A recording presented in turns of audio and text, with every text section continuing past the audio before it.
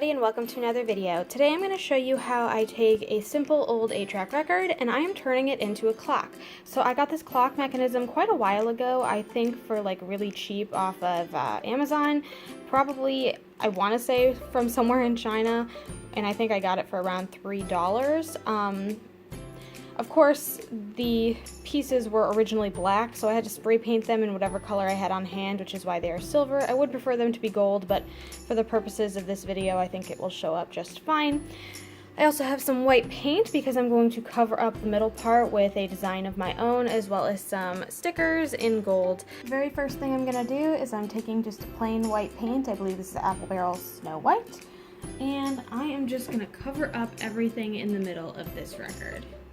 This is after a few coats of the white, and while that is fully drying, I'm actually going to start taking these numbers from these like 3D gold stickers that I have, and I have had for quite a while, probably around 4 or 5 years now, and I'm going to use these to go around and actually add the numbers, of course, starting with 3, 6, and 12, because that will be the best way to space everything out. And I'm just going to stick them down with the adhesive that they have on the back. Alright, I have my markers in place. I haven't totally stuck them down yet because I want to make sure everything is in the perfect position. So I am just gonna keep going, I guess. Okay, so I've actually run out of ones. I decided to keep the ones that I do have, you know, together. I wanted to make sure that 2 matching ones are put together for this, but I'm going to show you guys a little trick that I have done for quite a while now, and that is just turning certain letters into other letters when you run out. So I'm going to take this V here, and if you rearrange it a little bit and put it right up to the 1, you'll notice you can just snip a little side off there and you have another 1. So I'm going to do that. Trying to get it at the right spot at least. And it's also just slightly longer, I think. Just slightly. So I am going to chop off just a little bit of the bottom. And you could do this to a W or pretty much anything else. And it should be about the same size as the O and the 0. Is this a 0 again? Yeah, I guess it is.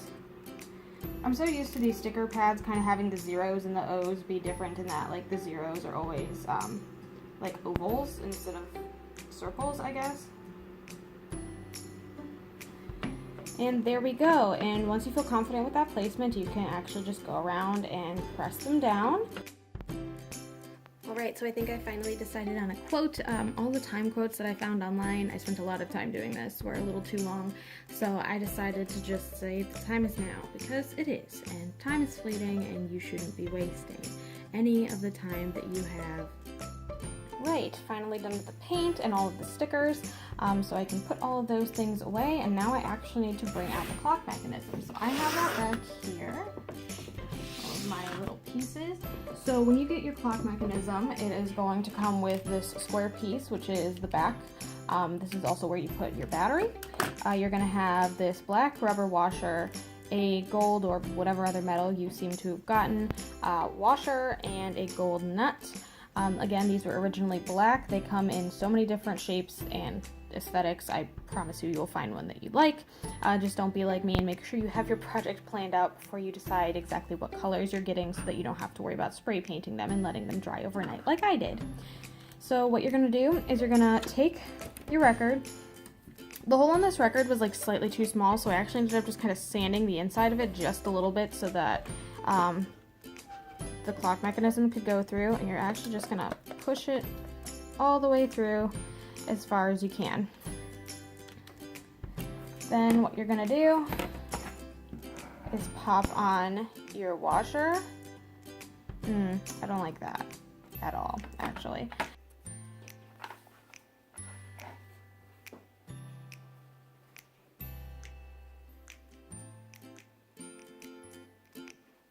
Alright, and once you've gotten that nut on, you just go in and you're going to want to tighten it a little bit. I'm just using some needle nose pliers and kind of turning around.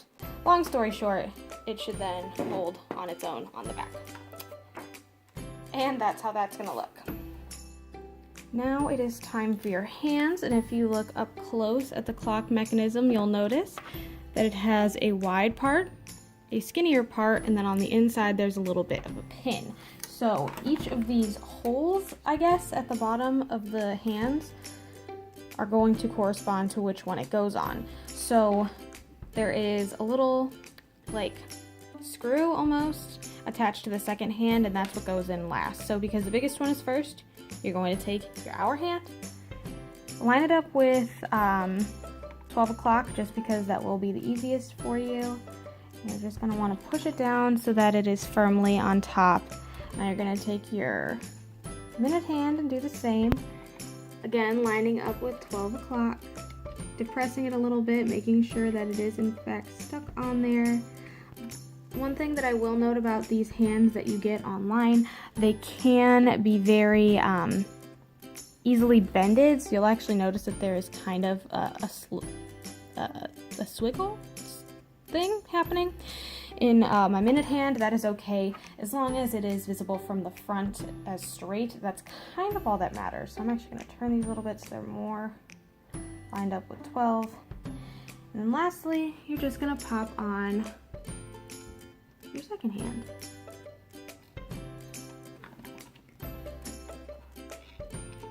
Just a little tap, and there you go. You're also going to want to make sure that there is some space between each of your hands. Obviously, my second hand is pretty good, but my minute hand and my hour hand are a little different. You're going to want them to have plenty of room to rotate freely, so I'm just going to make some adjustments by bending my hands. And as you can see from the front, they're all lined up with the 12, well, almost.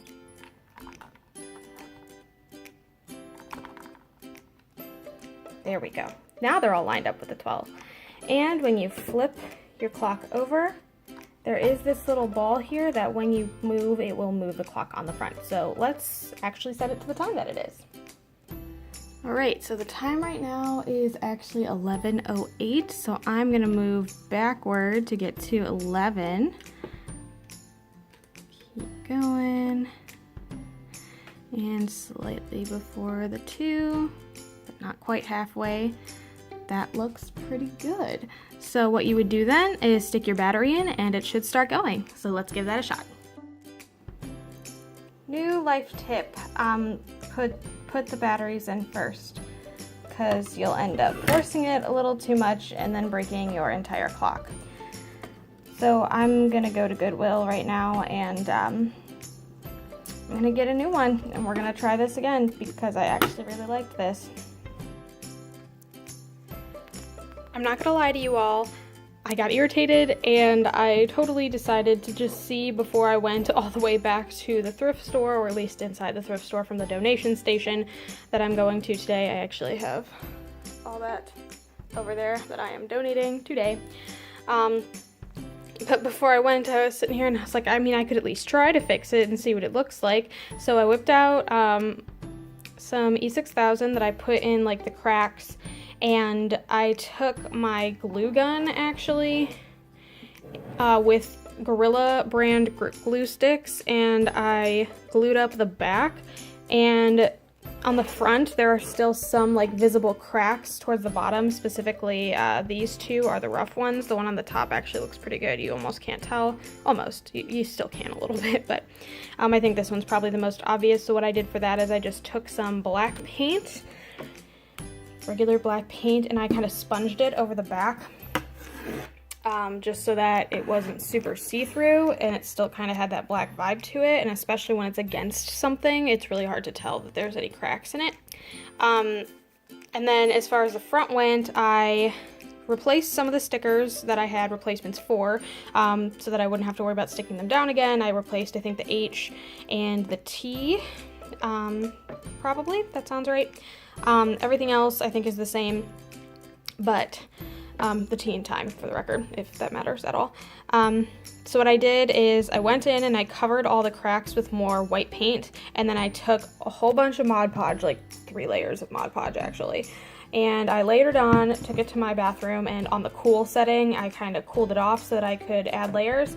And as I was adding more white paint, it kind of got bumpy. So I wanted to try something. I wouldn't recommend it. I ended up going over with another layer of Mod Podge afterwards just because it looks kind of odd compared to everything else, but I literally took like a clear coat of nail polish and tried to put that on because I'm sitting here thinking, logically, when I have bumps in my nail polish and I put the top coat on, that kind of covers them up and makes them a little less noticeable. I mean, kind of, but I don't think it was totally worth it anyway.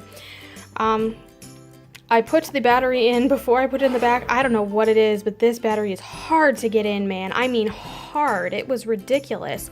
Like, even when it was out, I was like really pressing to get it in there, but I finally got it working, and then I added everything on top while it was on and just changed it, and now the time is accurate. And using this nice little hook that it provides on the back, I'm gonna go hang this in my office. And there we have the final look. I think it looks great in this little corner where I've got kind of like a command center almost. And it really fits this like black and white and gold vibe that I have going on here. I think it is super cute actually. I'm kind of glad that I didn't have to remake it because I was really into this design, and I know if I would have had to get new stickers and everything, then I would have had to probably change the quote a little bit, but I really like it. I really think it's super cute and super unique and something that you can really make your own. So thanks so much for watching. If you like what you saw, feel free to like and subscribe, and I'll be seeing you next Sunday for another crafty video. Bye bye.